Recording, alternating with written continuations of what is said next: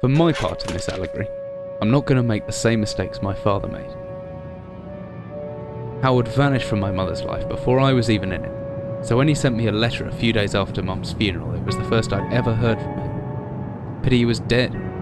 Writing from beyond the grave must be a genetic habit in my bloodline. His letter contained a key, instructions, pleas for forgiveness.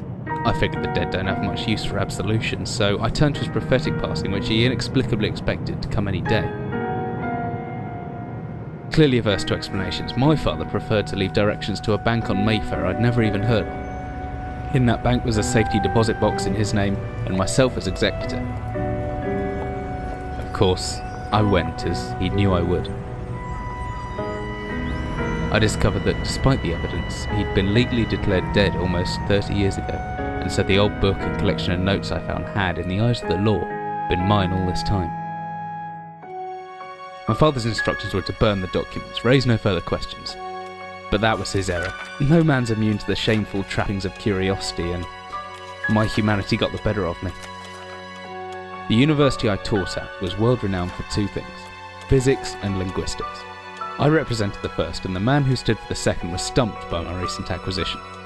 The book was indecipherable. The notes, however, showed a location somewhere in uninhabited northern Greenland. It took me almost a year to book the last flight I'd ever take. As I watched civilization disappear along with Heathrow, I realised my father had disappeared 3 decades ago, almost to the day, and I considered in turn what it was that I was leaving behind.